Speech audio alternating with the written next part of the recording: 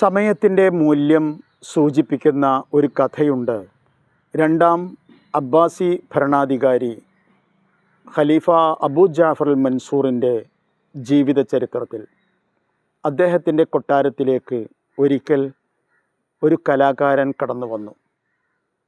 അദ്ദേഹം ഖലീഫയെ മുഖം കാണിച്ച് പറഞ്ഞു, എനിക്ക് അമ്പരപ്പിക്കുന്ന, കണ്ണഞ്ചിപ്പിക്കുന്ന ഒരു വിദ്യ അറിയാം.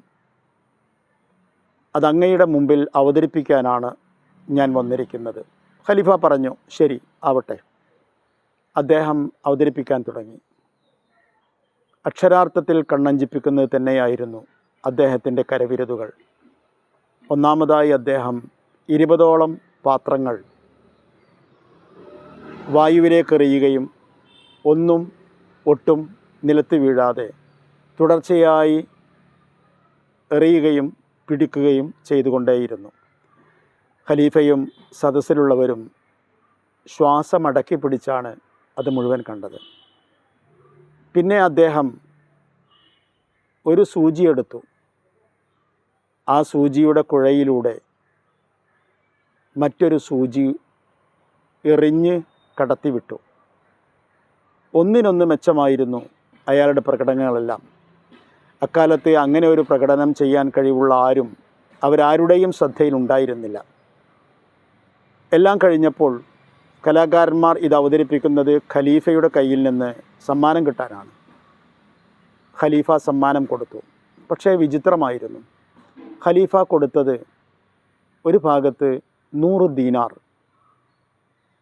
100 പൊൻപണം. എല്ലാവരും മനസ്സിൽ പറഞ്ഞു, ഇതിലധികവും അയാൾക്ക് കിട്ടാൻ അർഹതയുണ്ട്. രണ്ടാമത് അദ്ദേഹത്തെ 100 ചമ്മട്ടി അടി നൽകാനായിരുന്നു ഖലീഫയുടെ നിർദ്ദേശം. അതെല്ലാവരെയും വേദനിപ്പിച്ചു. ഇത്രയും നല്ല ഒരു കലാകാരനെ എന്തിൻ്റെ പേരിലാണ് ഖലീഫ ശിക്ഷിക്കുന്നത്, പ്രഹരിക്കുന്നത് എന്നായി ഓരോരുത്തരും.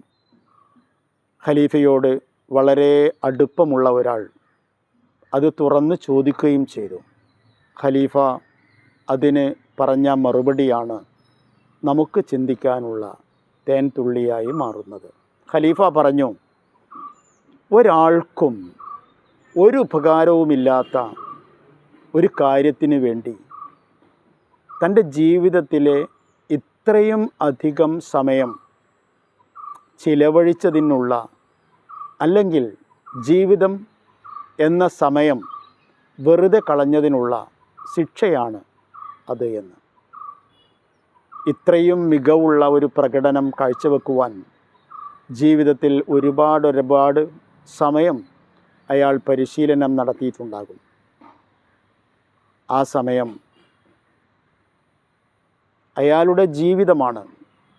പക്ഷേ അതുകൊണ്ട് ആർക്കെങ്കിലും ഉപകാരം കിട്ടണം. അതായിരുന്നു ഖലീഫയുടെ കാഴ്ചപ്പാട്. വസ്സലാം.